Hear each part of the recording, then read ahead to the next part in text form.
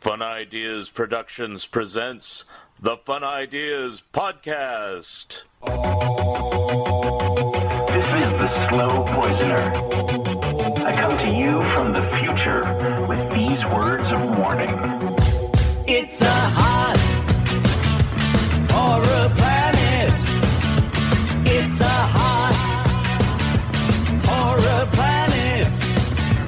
It's a hot horror planet. It's a hot horror planet. Living in science fiction. Past the point of no returning. We got high on gasoline. And we blew the scene. Hi, this is Mark Arnold, and welcome to Fun Ideas Podcast number 86. This episode is sponsored by the fine folks at Lee's Comics. Attention comic book fans, Lee's Comics of Mountain View, California has closed. But here's the good news. Lee's Comics eBay store is still going strong with over 10,000 vintage comics, the majority of which are now on sale, for half off.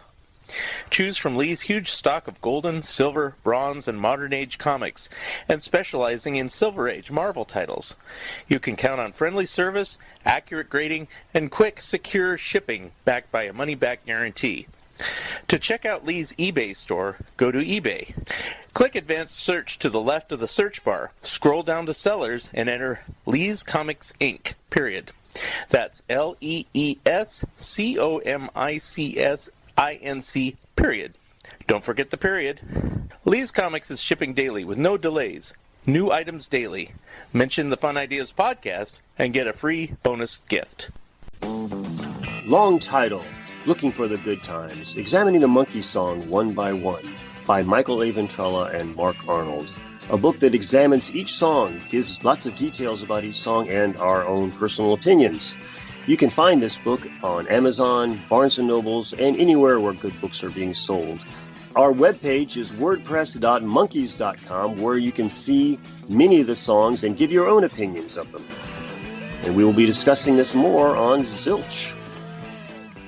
Hey Michael, it says here we've written another book about the monkeys. Wasn't the first one enough? Not at all, Mark. Our original book, Looking for the Good Times, Examining the Monkey Songs One by One, was very successful, but only covered half the story. Which half? The group half. Our new book, Headquartered, A Timeline of the Monkeys' Solo Years, covers the solo half. Who knew the monkeys record so many solo albums? Not only that, but this book covers all of their solo projects, including stage shows, horse racing, running record labels, directing and starring in TV shows and movies, voice acting, and jail. Jail? Did the monkeys go to jail? You have to read the book to find out. You sold me. Have you sold them? Who's them? Those people out there listening to this. Well, listen to this. This book has discographies, photos, and other information about the Prefab Four, Mickey, Davey, Peter, and Mike, the Solo Monkeys, plus another nifty cover by Scott Shaw. Wow, he did our last cover. And this one's equally good. Where can you get this masterpiece? Announcer. Announcer? That's me. Get Headquartered, a timeline of the monkey solo years, written by Michael A. Ventrella and Mark Arnold. Those two guys. It's available in hardback, paperback, or ebook from BearManorMedia.com or from Amazon. Get your copies today. Cool. I'm going to get one today. Currently, I'm working on my Mad and Disney books, as well as articles on the Pink Panther and on Popeye for Back Issue magazine. Our guest today publishes books featuring comic strips that date back over 100 years. His company is called Sunday Press Books. Here he is, Peter Maresca. Okay, on the phone today I have Peter Maresca, and you are the publisher of a number of books under the heading of Sunday Press Books. And just wanted to know how you... Just tell us a little bit about yourself and how you got into book publishing. Well, I've always been a big collector and fan of comic strips, and I spent 40 years amassing this collection. And before this, I was working in the tech world, tech entertainment. I started out at Apple Computer, doing sort of edutainment and R&D, and picked up a lot of computer skills, and then went on and had my own company with a friend, and then we were absorbed by Macromedia to do entertainment on their website. And all along, I still kept up my interest in comics, and then it was 2005 that I noticed the 100th anniversary of Little Nemo was coming up, and looked at my collection and saw that another 100, it was 100 years old, another 100 years, it was going to be gone. Nobody would be able to look at these things. So I said, people really need to see this at the original size. So that's why I went around to publishers trying to get people to do it. And everybody said, that's very nice, but we can't sell it, so we can't do it. So I had spoke with friends I had both in New York and in Europe. And I said, well, we'll help you do it. I had never done a book before, had no idea how to do it, but I knew this Little Nemo had to be done. So I just pulled some money out of the bank and got the first project completed. And were all these strips in this or any collection you've done actually from your own personal collection, or have you had to do research? Most of them were. All the Nemos were from my collection. And then further books I sometimes had to supplement from other collectors and going to archives and libraries and things to find missing pieces. Now, do you typically scan from like printed newspaper, or do you try to get, in any case, original art if you can? Well, the whole process for me, it was part nostalgia and part an archival sense, but really wanted to reproduce the feel of reading these things on newspapers. The experience I had as a kid, where there wasn't a lot of Saturday morning TV or Sunday morning cartoons, we had to get our entertainment from the Sunday newspaper. And at that time, it was 20 or 30 pages in the comic section, and we put it out on the floor and spend a half hour, an hour just reading all of these comic strips. And I wanted to reproduce not just the comic strips, but reproduce that experience. So for me, the thing to do was to scan from the newspaper strips and then try and reproduce that feel of newsprint, but of course on paper that's far sturdier and longer lasting. And I guess what's the exact process you go through? Because I've seen some of your books; they're very handsome, but it looks like you have to do a lot of cleanup and things to make them look presentable and things like that. So what's the kind of basic process you do on making a page for your book? What I like to do is anything that's due to damage due to the ravages of time, that I'll replace. So a lot of times there are holes in pieces where I'll have to, cut and paste or borrow from other parts of the strip, or borrow some lettering to fix inside balloons and so forth. But a lot of times, if ink is a little bit smudged in the printing, or there's a little bit of things are out of register, then I'll tend to leave that in, or just fix it minimally so that it doesn't really confuse what the artist is trying to say. And once that's done, I'll tweak the colors to the point where it's not really garish. I don't like, personal taste, I don't like the reproductions where it's really sharp white backgrounds and bright colors. I like to get as much of the halftones and of the little patterns that get printed into the papers, so that it does feel like you're reading an old newspaper. So I'll tweak the colors to where it's brighter, but not so bright that it doesn't look like an old newspaper. Right. Trying to imagine what an old newspaper looked like when it was almost new. Now, I know you're not 100 years old, so how did you develop a taste for some of the, you said Little Nemo, and then some of the other ones I hadn't even heard of until I'd seen your books, like Little Sammy Sneeze and things like that. So how did you come across any of these when you were growing up or whatever? Well, when I was in my teens and 20s, like everybody else, or all the other comic fans, it was, Marvel and DC, mostly the Marvel Universe, that I was involved in collecting that stuff. And I was, working, this was 1971, something like that. I was working as a civil engineer, and somebody told me about this guy in an old farmhouse that had a bunch of comic strips, or comic books, or just comics, he said, so I assumed they were comic books. So I said, oh, great, maybe he's got some old Marvel stuff or some Golden Age. So I went out to visit this guy, and he lived on this little farmhouse, and the farmland around him had all been sold. And he was living by himself, and he seemed to be a little bit on the spectrum. Looking back now, that I understand how that works, I feel he was sort of on the spectrum, and he was a bit of a hoarder. Not quite the Collier Brothers type, but he did have stuff piled up everywhere. And a very weird character. He would set his dinners in a week in advance. He set 7 plates and 7 forks and 7 glasses, and then one day at a time he'd eat and take the stuff out to the kitchen and wash it. So he was very proud. He explained to me how he did that. Only thing he would eat would be white bread, and he had industrial size tubs of green relish and gallons of milk. Wow. That's what he would eat every day. Wow. We're getting a little off topic. That's a little excessive. But, yeah. But then we, go through the piles of things, old, books and miscellaneous garbage that he had piled up, and through his living room where he had one of those fiber aluminum lounge chairs in front of the TV, and that's where he slept and watched television. And then there was more stuff piled everywhere. And then he took me upstairs to these open wooden stairs that went up to an attic.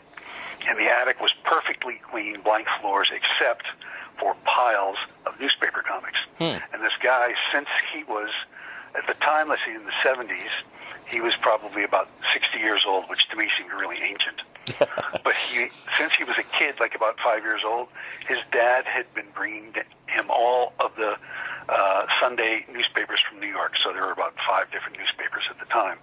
And he would keep the Sunday comic sections and just put them in a pile. And he had done that up until the week before I saw him. And he just had piles of all these comics, not in any particular order, but he had read all of them. And it's a really interesting, sort of unusual way his mind worked.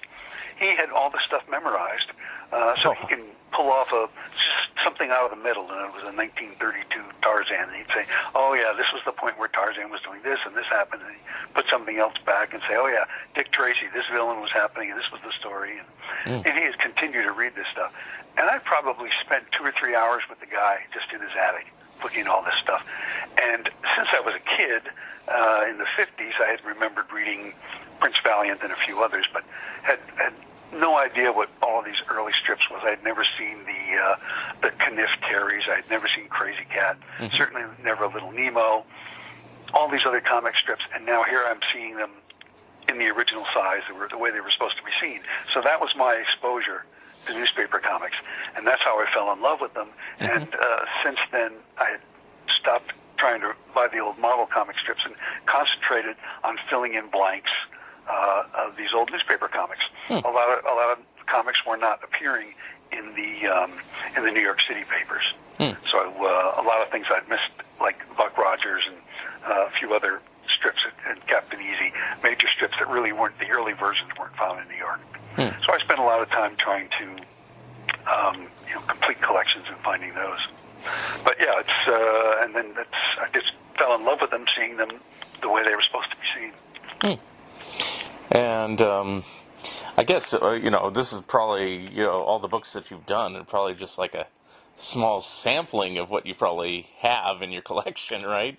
Oh yeah. I try and walk that line between something that I really love and something that won't lose a lot of money once it's printed. Oh, okay. Fortunately, Little Nemo did really well, and Crazy Cat did well, so they were able to subsidize all of these other projects that maybe weren't quite as famous and couldn't break out of the comics collector ghetto. So what do you determine? I mean, is it just a personal love of the strip, or what's your determination of, I'm going to do this as my next collection? Yeah, it's stuff that I've always loved, and I think people need to see that they haven't seen. And also a lot of it comes from requests that I'll get from people, and they'll send in stuff. They'll say, could you do a complete run of Happy Hooligan? I say, well, it's a great strip, but I just don't know if there's a market for a complete run of Happy Hooligan. So, sometimes I'll work towards an anthology that'll include some of these other stuff. And then someone, like Sammy Harcum a couple of years ago, came to me and said, Harold Gray did all of the Little Joe strips after his cousin died and never took credit for it. And I hadn't realized that, and went back to look at my Little Joes and said, no wonder it looks so much like Little Orphan Annie, because it's Harold Gray. Yeah. So he said, I'll help you. We'll do a book of these. I says, great. This is something I think people ought to see, and they ought to know about this work. And it's really beautiful, dark adventure and humor and all the stuff that was in Annie in the 30s and 40s, only more so. Mm-hmm. And so that's how I decided to do The Little Joe, something I wouldn't have done if someone hadn't brought it to my attention. Mm-hmm. Now, when you choose a book, like one of your books is a collection of Dick Tracy, and I also know that IDW has been doing basically the complete Dick Tracy. Do you find any sort of friction or, flack because of competition, since you're kind of reprinting the same material, maybe in a different way? Well, not really. Dean and I have worked closely together for years, and projects that he's been doing where he can't find strips, I'm happy to help him out. So I haven't really had much of a conflict. Sometimes, like with White Boy, Dean says, I wanted to do White Boy and I want to do Little King, so I'll tell you what, you do the Little King since you started on that. Let me do the White Boy since I have all the pages. Mm-hmm. And he said, yeah, let's work it that way. Mm-hmm. So it's and with Fantagraphics as well. I've helped them out with a lot of strips. They helped me a lot with the Crazy Cat book, even though they had their own Crazy Cat series going. Yeah, and that was a question too. Yeah, Crazy Cat, is your book kind of redundant if you already have a complete Crazy Cat by a different publisher? But yeah, there's a difference in a couple of ways. Like the Dick Tracy stuff, those Sundays weren't printed in color.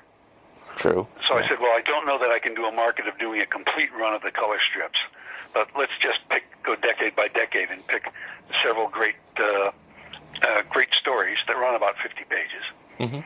and reproduce those stories in the original tabloid size, and basing them on the original colors. Mm-hmm. So it sort of augments the collection that Dean had put together. When someone wants to see, what did these stories? I have these stories, but let me take a look at them in color. Okay. Now, do you have a cutoff? I honestly haven't looked inside the Dick Tracy one. I didn't even know you did that particular one. But do you go all the way up to the present day, or do you just cut off when Chester Gould retired? I would cut off it when Chester Gould retired, and what I've done was, because there's so much good stuff, I think there's more than one volume, even though I didn't want to do the complete color Sundays. Yeah. So just do it by decade.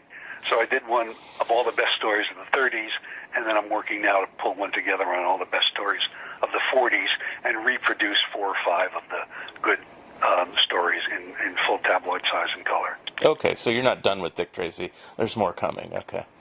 I hope so. And let's see. One of the ones that I personally love, and I wish you'd do more, is the Thimble Theater one, because it seems like Fantagraphics only wanted to do the Popeye books, and I have all those complete Popeyes. Is there a market for things like that, to have like the complete Thimble Theater prior to Popeye, if it doesn't have Popeye in it?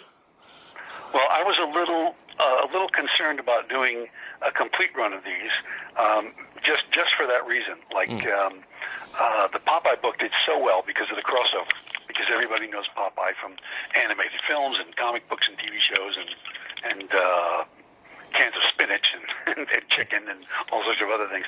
So, Popeye, again, takes it out of the comics collector's ghetto. Mm-hmm. The Thimble Theater before Popeye was a little less known, mm-hmm. and the market was a little smaller. So that's why I thought it would be best to not try and do the complete run, but just do a best of highlighting. What I did do is there was a run that ran over 2 years. It was a continued story of ham gravy and castor oil in the desert. Mm-hmm. So I thought, well, let's do that complete run of 100-something pages, and then fill the rest of the book with the best of the one-shot humorous Sundays. Now, I'm not as familiar with... I don't think there's another volume of Thimble Theater. Okay. See, I'd like it, but I like his artwork, so, But correct me if I'm wrong. The early Thimble Theaters were just like little spot gag type things. There weren't continuing adventure stories like the later ones came to be. Is that correct? Right, yeah. In the first couple of years, it was just the one-shot gags. The earliest days, it was just a daily strip, mm-hmm. and it was actually a theater, which is why the name came about. There was a guy named Whalen did something called Minute Movies, and then when he left the Hearst organization, they wanted to replace it with something. So they got Sagar to do something he called Thimble Theater, and it was like a little vaudeville theater presentation, and he even had a cast, and the cast was, Olive Oyl starring as X, whatever the character is. So he had Olive Oyl as if she were a real person in this little theatrical performance, starring as someone else. So that's how the name Thimble Theater actually got started. Now, I guess you said you're not going to do another volume, but is there enough material to make another adventure story, or was the one you reprinted basically the beginning of that by Segar, that Segar the wrote? First adventure stories in the Sundays. Now, I think there would be a market for because it's less expensive to produce, for a run of the daily strips, which did have continued stories that were separate from the Sunday stories. Ah, okay. So I'm not sure that that's something I would do, but it's I think it's a possibility, and maybe someone could talk Dean into doing that. Okay, yeah, that's what I may take it on later on. That's what I was kind of driving at. Let's see. So your latest book, let me get the title up here, or you could just say it, is Gross Exaggerations. It's not out yet, but it's Gross Exaggerations, the Meshuggah comic strips of Milt Gross.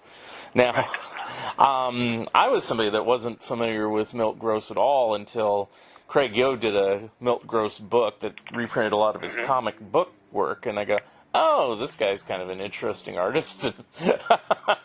And then, of course, Paul Toomey did a great thing with IDW and Dean's collections. Right. Screwball comics. Yes, yeah. And so now it's like somebody I was never even aware of. Suddenly I'm like, oh, that's a book, and I have a couple of Milt Gross books that I just happen to find in used bookstores because most people don't know who he is or care or whatever, and so I have a few collections. So, what is out there, and what's in this new book? Well, you mentioned the books. His books are really interesting, and his books, a lot of them will concentrate on how he got started, which was using a lot of the Yiddish American humor and Yiddish American dialect, and like a Nice Baby and Dundask and the Night in Front of Christmas and those things, and it shows where his humor began. He got a lot of the stuff out of early 20th century vaudeville, and a good percentage of that was in Yiddish humor, which of course gave us the Marx Brothers and a lot of other stuff as well that came out of that period. So there was screwball stuff that was going on stage, and people just loved it. And so that was the basis of his first actual comic strip, Nice Baby. His first Sunday comic strip of any real success. He had a couple of others before that, but that was the big one, and that was the story of a Yiddish family in New York and their misadventures, and it was sort of like a typical family strip that you would find of the day, of like Bringing Up Father or Tootin' Casper or some of those, but it was all done with this heavy Yiddish accent and a lot of the Yiddish vaudeville humor. So that was the first strip that he did, and the book contains the three major Sunday comics that he did, which were Nice Baby, Dave's Delicatessen, and Count Screwloose. And also a good collection of stuff from his books, his magazines. I had Paul Toomey in as an associate editor on this, so he was able to provide a lot of the historical information and a lot of the stuff that he did for magazines and books beyond the comic strips. But in the three comic strips, the Nice Baby, which was the Jewish American family in New York, and then he did moved on to something called Count Screwloose from Toulouse, which was a little bit like Little Nemo in reverse, where Little Nemo would have it live in the normal world and then go out into this crazy fantasy world, come back to the normal world. In Count Screwloose was living in an asylum. Now, of course, this is not politically correct for these days, but in those days, there was a lot of humor based on people who thought they were Napoleon Bonaparte and lived in an asylum with people just running around in crazy outfits doing crazy things. So Count Screwloose begins in that world, goes out into what we call the normal world. He's the stranger in the strange land, and he realizes that the normal world, so many ridiculously illogical, nutty things are going on that he's better off back in the asylum. So each week, an episode where he managed to escape from the asylum, see something nutty in the real world, and then comes back to the asylum, which for him seems more rational. The thing about Count Screwloose is he would always end up back at the asylum because the real world outside just seemed too crazy and too illogical. Now, go ahead. The last big strip was Dave's Delicatessen, which was a sort of typical shop owner who had his own little bit of deli, and he was sort of a straight man. And there was all these insane characters that came in and created nutty situations around him. A funny thing is, though, some of the Midwest papers I found, they didn't call the strip Dave's Delicatessen; they called it Uncle Dave, because I think maybe somebody in Wisconsin didn't know what a delicatessen was. Now, I'm always curious about this because I don't follow comic strips as thoroughly as you do. So a lot of these different creators, be it Milt Gross or Winsor McKay or even Elsie Cigar, they had like multiple strips going. Now, were these going concurrently or one after the other, or did things flop? Is that why they started a new one, or they just got a new idea? What was the story on these? I think it was a little bit of everything. If you go back to the early days of Winsor McKay, well, even before that, when Opera and Opera and Outcult were doing their big strips, which were Buster Brown and Happy Hooligan, they also had 3 or 4 other strips, and sometimes just one-shots that were going on. And I think that it was partly that they wanted to experiment with new things, and the other thing was they were basically getting a salary, even though some of them would get bonuses, or some of them like Outcult would hold on to the rights to his own characters. It made him very rich. But they were there, and they needed more strips to fill the paper. So they used the artists that they had to come up with new strips. Winsor McKay at one point was doing both Little Nemo and Little Sammy Sneeze at the same time, and a handful of daily strips that showed up, and working on animated films, and then in later years doing a nightly vaudeville act on Broadway. So these guys, when you think about what artists today put into, not to belittle their work at all, what they put into a Sunday strip of 2 or 3 panels, and look at what these guys were doing 100 years ago, right? Week in and week out. Now, it seems commonplace today for, like, you use Jim Davis for Garfield as an example.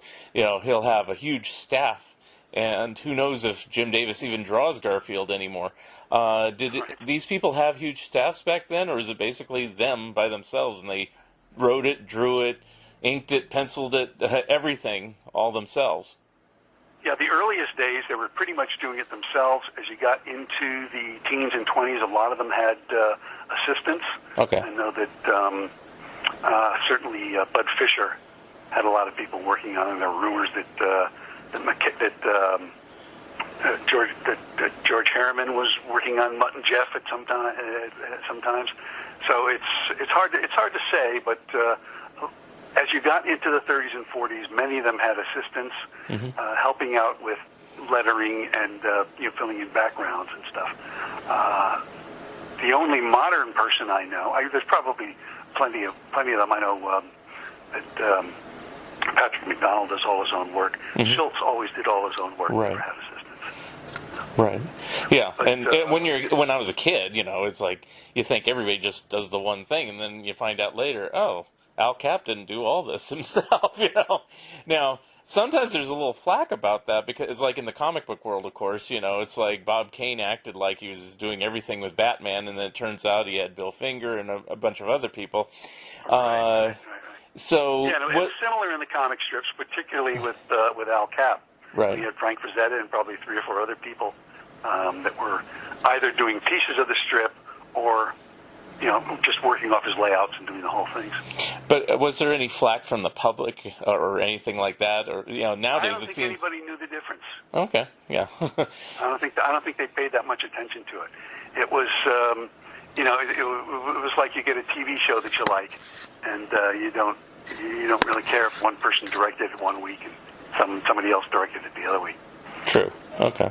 I was just kind of curious because nowadays it seems like, oh, so-and-so's not working on their strip anymore, or sacrilege, or whatever, the way Well, now people pay a lot more attention to it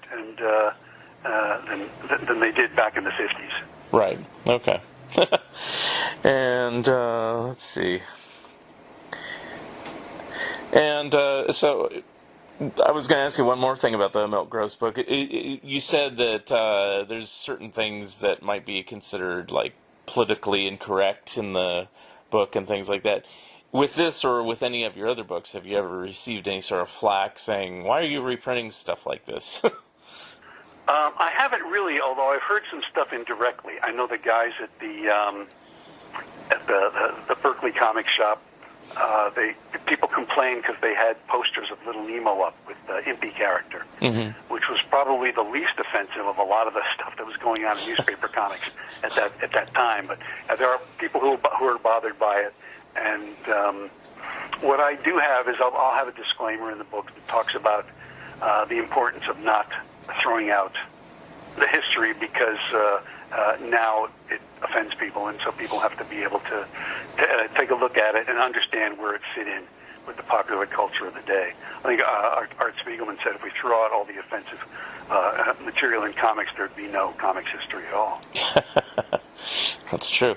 So, when you're doing a reproduction of things, there's no censorship involved or anything like that then? Well, there's a selection process, like when I was doing the Society is Mixed, which covered all of the first 20 years of comics.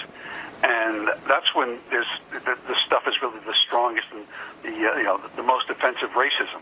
And not just blacks, but the blacks were the worst of it, but also Jews and Italians and even Swedes, any sort of immigrants were poked fun at around the turn of the last century. So what I did was I would not get rid of something only because it had offensive material in it.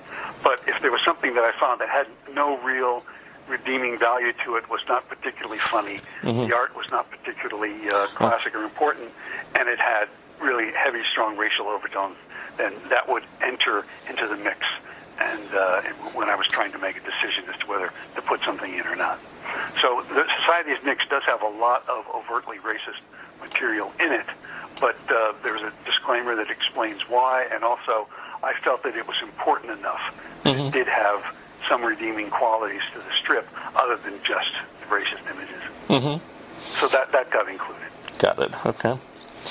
And it says The Origins of Sunday Comics as kind of a subtitle. So what is considered is Yellow Kid or Cats and Jammer Kids or Hans and Fritz or whatever you want to call it, are they considered the first strips, or were they strips longer ago? Because in the comic book world it seems like, well, comic books debuted in the 30s, but then you can find examples of comic books in the 18th century or something. So Right. what do you think the earliest comic strips are?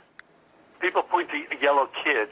It was used to be considered the first comic strip, but it was the first wildly popular comic strip that featured a continuing character. And also at the same time, it was the first comic strip that had been where people would tune in every week to see that same character, and people would be reading about the same character every week. And so that was sort of important and milestone. But certainly before that, even in the newspapers, for two years before the Yellow Kid appeared, there were color comic strips.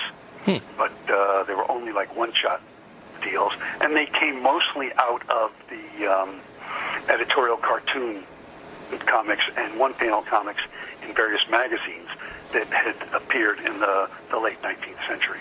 And this was the first time they were appearing in color, and they were getting to a wider audience. So the question I had, also based on the origins of Sunday Comics, you said, it kind of came out of editorial cartoons. Now, did any editorial cartoons way back when, did any of them ever have any kind of recurring characters, or was Yellow Kid, the first one, to your knowledge? You'd have to check with Rick Marshall for sure, because he's Okay. an expert on this. But to my knowledge, the only recurring characters that would appear would be the politicians or businessmen that they were poking fun on a regular basis. Got it. Okay. But there weren't, and even in some of the editorial cartoons now, they'll have these little side characters that appear and make comments. Right. Right. From what I can remember, that's a relatively modern invention. Actually, it would be. It's not that modern because the Yellow Kid actually did that. Yes. He would be the character who would be commenting Right. on all the insane things that were going on in the world around him. Right. Now, conversely, I know Yellow Kid, but on were other Sunday strips early on ostensibly political, or what was the first kind of just straight entertainment strip? Would that be like the Katzenjammer Kids or something else? That's the first one that really caught on. There were a lot of one-shots before that. But yeah, you're right. In the first couple of years of comics, particularly the Sunday comics, it was a lot of social commentary, and it wasn't always political, but it was making fun of the social mores, of the social activities of the time, and most of it centered around New York. So they were poking fun at things like building of the New York subways and building of New York skyscrapers, and all of these, and powered air flight, all of these things that were really sort of sea changes going on in the society that, and maybe in some ways poking fun of them would help people face these changes and be able to understand what's going on and sort of make fun of it while all these things were happening. And, I'm just asking you basic history because, I kind of know this, but, I have some curious. Roughly what year was, like, the first, like, color Sunday comics section then?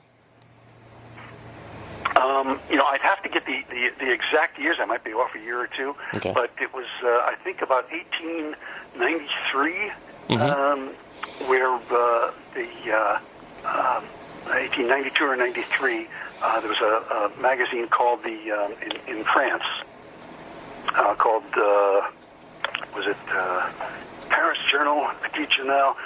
Anyway, that they had come up with a way of doing 4-color printing, which was actually much cheaper than the things that were going on before that. So that was sort of the origins of the comic supplement.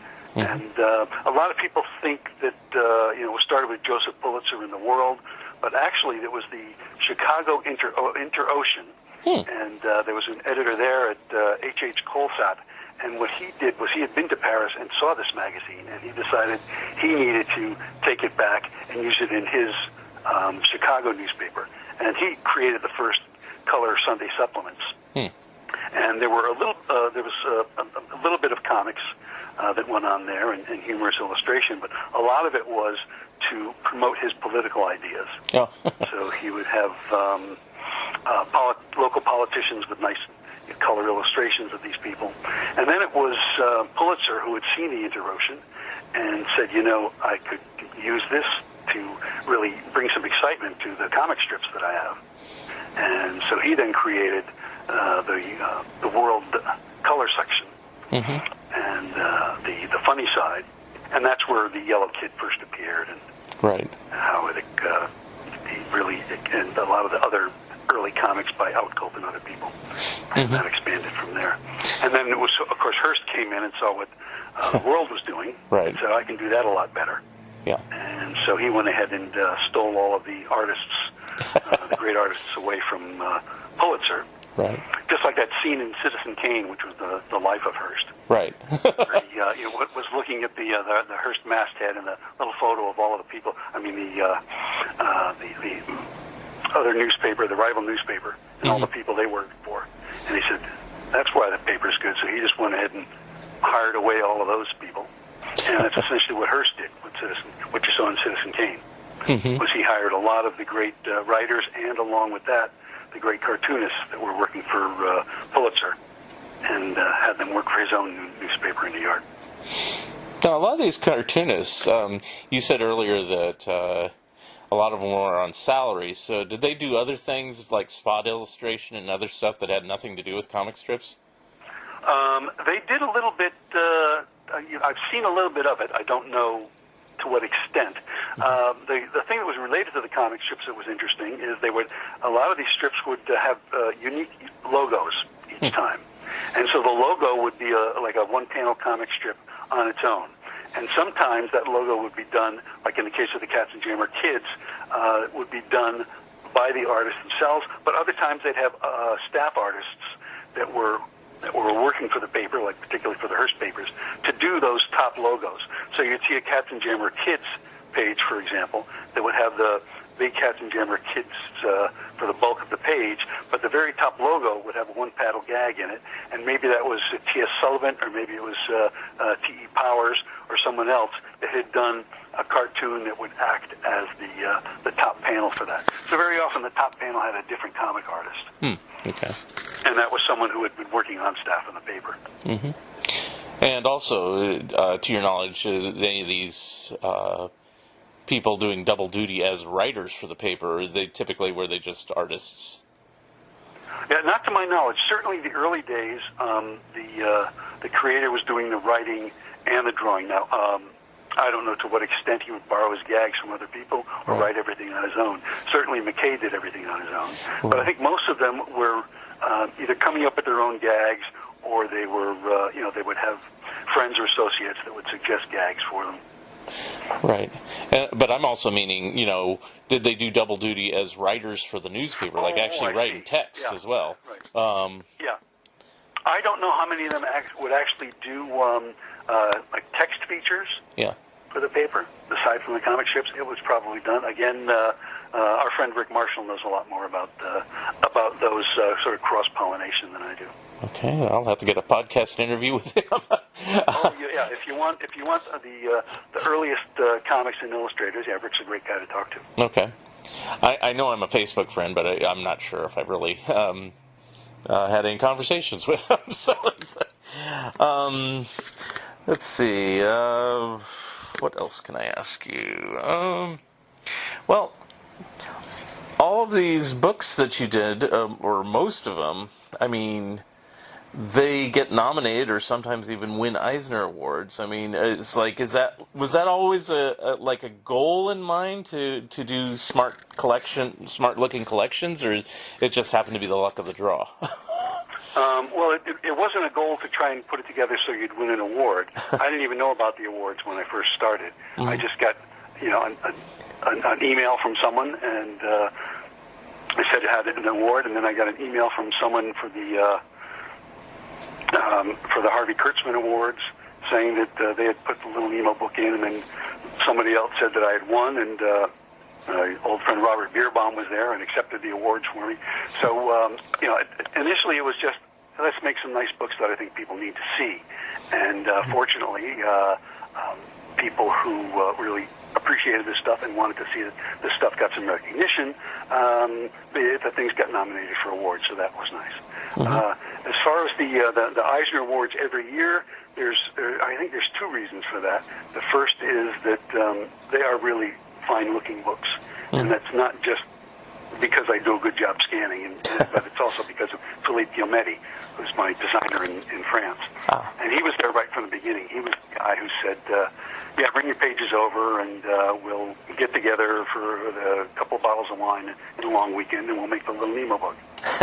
And it turned out to be a couple of cases of wine in 10 days or 2 weeks or something, but we got it all done. So right. But there was a technical challenge at the beginning because these files were so huge. No one had tried to do full color images at this size at the 300 dpi that was needed to reproduce them.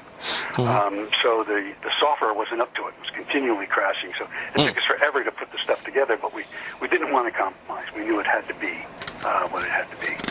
Yeah, and that was basically what I was trying to drive at on my first question, or one of my early questions, is like the process, because, I mean, now in 2020, it's, you can do larger scans or higher DPI, but, I mean, you just kind of explained it, that things would crash and things like that. Yeah, so, I mean, the software just wasn't up to it because there was never a need before that. Mm-hmm. But that was another thing about the doing that first Little Nemo book, and this is something that Art Spiegelman has brought up a couple of times when he talks about the technology destroying books. Mm-hmm. And it does in some way, but in another way, the technology made it possible for books like this and other reprint books to exist, because right around that same time, printers were shifting over from four-color separation to doing directly from a PDF to a printing plate. Right. And that made it possible for someone like me, who knew nothing about color separation and wasn't about to learn, to just come up with a really nice-looking image in Photoshop, make it a PDF, and you can print it. Right. So because of the technology, I was able to save all of this material that was going to just disappear. Now, looking down your list, one of the books is the Crazy Cat book. It says that you may do a second printing. I mean, are all these books like limited editions, basically, then? That once they're gone, they're gone? Yeah, they're all limited to what I think I might be able to sell so that I don't lose too much money. Okay. The Little Nemo actually went through 4 printings. Oh, okay. So they do come back. It's just that... Yeah. Okay, because I'm just reading on the website, and it says, well, we might do a second printing, second printing under consideration. That's what it says. So. Yeah, and some of that involves now because I have a new distribution deal with IDW. I decided I was getting too old to carry 40-pound boxes of books to the post office. So they're handling all of the marketing and distribution for all my books. Yeah. Say when I come up with a number of books that I'd like to see happening, that they have some input as to what gets done next. Mm-hmm. So they know all of the business and marketing angles as far as whether another Crazy Cat book or another Dick Tracy book is something that's going to be viable, at least not lose too much money. I see. And, all your books seem to have a totally different dimension, like one's 16 by 21, one's 14 by 17. I know you said it's dictated by what the original art size is, but I mean, when you're working with a printer, do they have any difficulties in accommodating your sizes, saying, we can't do that? It may have changed since then, and I'm sure it has, but when I was first doing the books, there were really only 2 printers, maybe 3, who could handle books this size. 2 were in China, and 1 was in Singapore. Wow. And I decided to go with the one in Singapore because I was able to develop a relationship with them through Art's wife, Françoise Mouly, who was able to set up a vouch for me and set up an account to get printed with them. Plus, it was a lot easier to get there, and because I needed to go to the press checks, it's a lot easier to get there and deal with the people than it would have been in a Chinese printer. Mm-hmm. Now, I think books this size can also be done in South Korea and maybe some other places. Yeah. So, have you actually flown out to Singapore and discussed with them in person about your books and things like that, or? Yeah, well, I usually go. This last one I couldn't because of the Singapore doesn't want any Americans in there right now. But yeah, I'll go to the press checks mostly for my own insane perfection because I want the colors to look as close to what I think they should be as possible. Mm-hmm. So the printing is actually done in Malaysia, right across the causeway from Singapore. So I'll go there and do the press checks. So what does a press check involve? Do they actually print up a full copy of the book, or what do they do? Yeah, well, they'll do anywhere from 4 to 12 pages at a time. Mm-hmm. And it'll come out of the printer, and then you can look at that entire form of multiple pages and then say, in this area there needs to be a little more black, and this got too much blue, and I need some yellow brought up here. And so then they can make those last-minute adjustments right before the final page gets printed. Mm-hmm. This is something that they do on their own when they print. They'll print it out and they'll take a look at it, and based on what they think the colors should be, they'll go ahead and make those adjustments. But I like to be there to make the final adjustments, particularly in the earlier days because they had been used to doing comic books that had much, and kids' books, they put them all together. So it had much brighter colors. And so I wanted to make sure the stuff got toned down a little bit, look more like newsprint. It's not as important now to be there as it was for the first couple of books. Right. Now they pretty much got the system down. Right, because your books generally have a overall uniform look. So even if they're oddball sizes from each other. Yeah, and like you said, the size is dictated by the strips themselves, so that the Wizard of Oz strips tended to be much wider, and they had really large logos that were the same every week. So I decided to do the book without the logos and just concentrate on the strips themselves. And so that became a little shorter but wider. The Dick Tracy book, I wanted to do an actual tabloid like the New York News. And then for Thimble Theater and a few others, I've settled in on a size that's in between the full broadsheet and the tabloids, because some of the strips, like Thimble Theater, don't really need the full broadsheet size. And they were printed both in the full size and the smaller sizes. Right.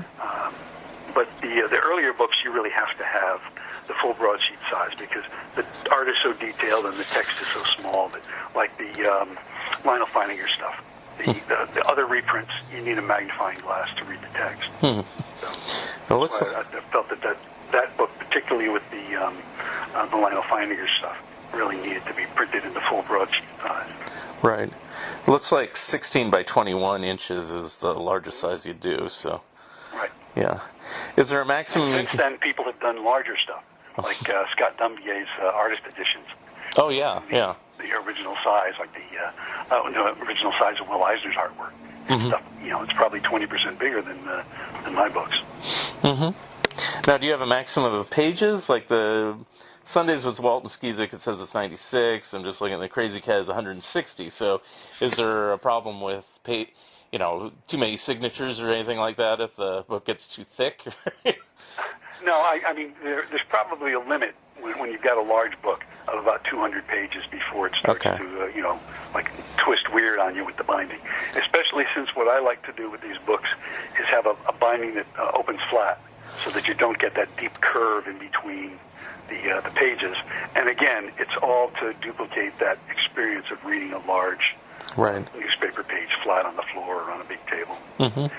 So that limits the sizes, and then it's limited by the what's really called for, how many pages you want to include, and then to not make the book too horribly expensive.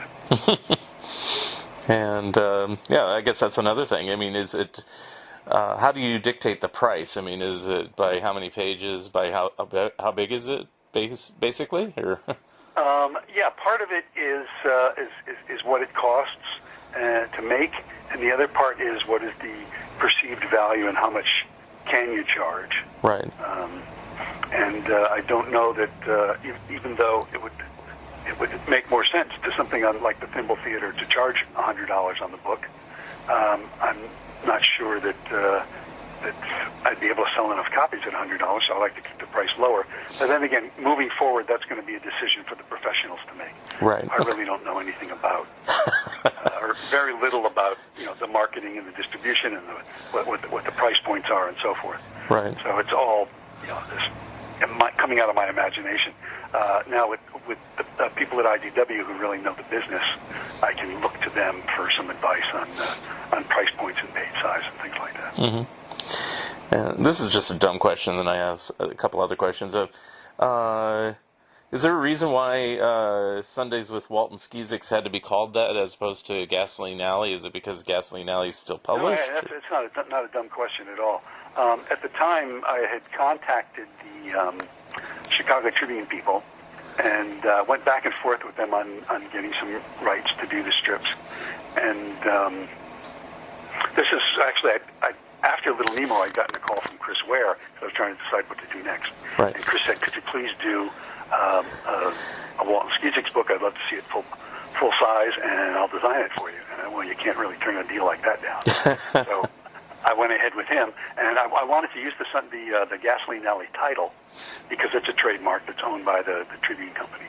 And so we were into negotiations, and finally it came to the point where they just stopped answering my emails. They would answer my phone calls, and because of what they thought was such little money at the time, they were looking at all the big movies that were going to be made out of all their titles and so forth. And for me, giving them something that was going to net for them a few $1,000s was like I was a guy that wanted to squeegee their windshield, and they weren't really interested. So at that point, I spoke with the folks who were doing the daily strips, the folks at Drawn and Quarterly, and they had the series Walton Skeezix, and that was what Chris Ware was working on with them. So we decided, well, if you're really coming up against a brick wall with these people, let's just not use the trademark name, and we can make it have the look and feel of the daily Walton Skeezix books, and this would be the Sundays with Walton Skeezix. And once again, there was a cooperation here. I went to them and said, listen, if you're going to do this, you should do it. But Chris and I both think it ought to be done. They said, no, it's not in our plans. So, and we don't do the giant books, so why don't you go ahead and do that? So it's, again, not wanting to step on anybody's toes in this really small market of producing comic strips.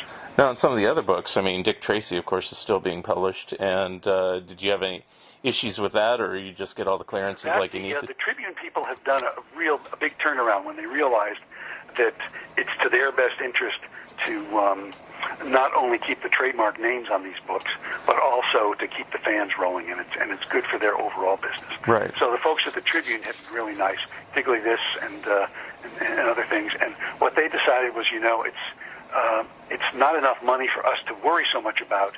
And they were very happy with seeing the material out there and getting some funds to help with their museum and with their archival work on the Dick Tracy stuff.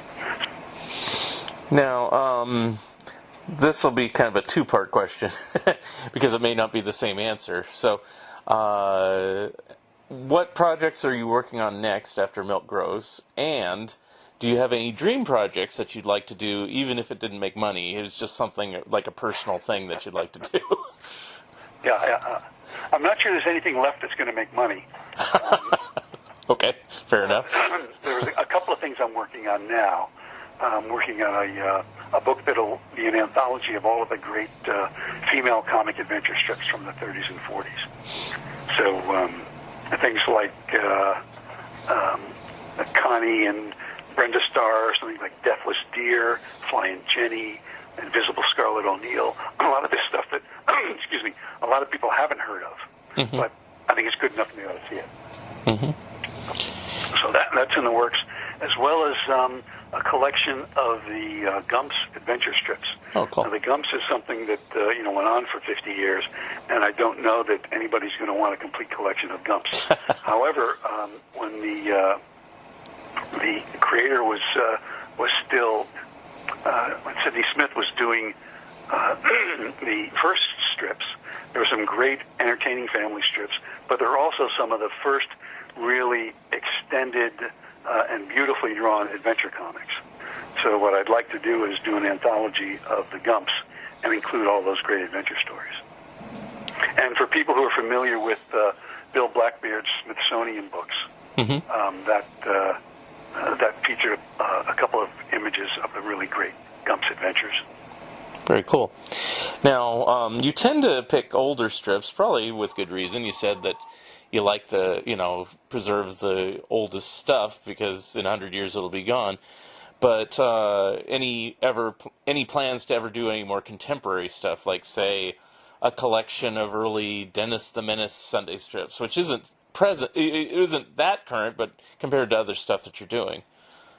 Yeah, that stuff has been done. Like a lot of the Dennis the Menace strips have been reproduced, and I don't know how much color stuff has been done, if any. But, yeah, not much Sunday. That's the reason I'm asking. I actually done. did a book on Dennis the Menace. Comics have been done. Yeah. The stuff from the 50s and 60s, and and Dean has done a few of those, and some of the later things like Star Wars has been done, Star Trek has been done. Okay. So yeah, I think the later things have pretty much been taken care of. Again, I'm really happy to fill in blanks of stuff that hasn't been done that I think it's great, regardless of what the time period is. Right. Okay. Well, fair enough. Yeah. So that's a possibility. Yeah. Because I did a book a few years ago where I interviewed the people who worked on Dennis the Menace. It's called Pocket Full of Dennis. And we were chit-chatting back and forth about projects, and they said, well, there's never been a Dennis the Menace Sunday book, and primarily because Ketchum didn't do most of the Sundays. He had assistants do all the Sundays. So, but there's kind of a little bit of a demand there, so that's why I said that one in particular. And also just because it's more contemporary. So But I understand what you're trying to put across, and everything's a possibility. Yeah. Well, there were some really beautiful Dennis Amenas strips done in the early days. I don't know how much Ketchum had to do with them. Certainly, by the time you got into the '60s, there's probably not much of him there at all. But yeah. Well, I mean, a brief history on that for you is, Ketchum did them for like the first year. He says, I don't like doing the Sundays, so he got Al Weisman, who did the comic books, to do them. And then he got Lee Hawley, who then went on to do Ponytail, to do them for a while.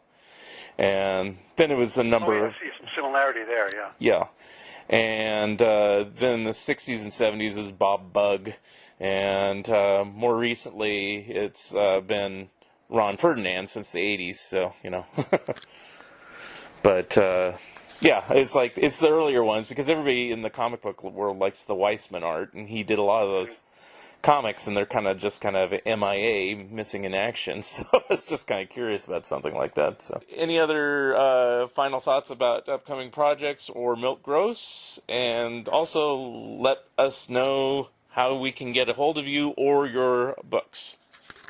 Okay, well, the best thing to do is just go to SundayPressBooks.com, and you can see what we've done, and I try to keep it updated when new things are coming out, or when there's any kind of special deals going on. So, and also the Sunday Press Books Facebook page. Mm-hmm. Again, I'm not I'm not a really big social media contributor, but when announcements are to be made, when interesting things are going on, I'll put it on the Facebook page, and we have a pretty good number of followers there. So, okay. So I would encourage people who are interested to go there. And the other thing to do is I have 3 features on GoComics.com, and one is the Origins of Comics, which is an expanded version of Society is Nick's, which probably has more than twice as many comic strips in Society is Nick's that didn't fit in the book. And so that's something, if you're really interested in the early comics and getting a little more exposure on that, Go Comics is a good place to go. Very good. And when is the... And always interested in hearing from people on what sort of the old stuff they'd like to see in newer projects, and that always helps to guide my decision making. Very good. And when should we expect Gross Exaggerations to come out? Let's see. It's on the boat right now, and I expect it to be available in your local comic book stores sometime the beginning of October. Okay. Sounds good. All right. I want to thank you very much for talking with me today, and okay. We'll talk soon. It's been great fun. Thanks a lot. Thank you for listening, and thank you, Peter Maresca, for being my special guest. Episode number 87 will be coming soon. If you would like to comment and or be a guest on this podcast, please drop me a line at funideas.mark@gmail.com. Become a Patreon of Mark Arnold and Fun Ideas Productions.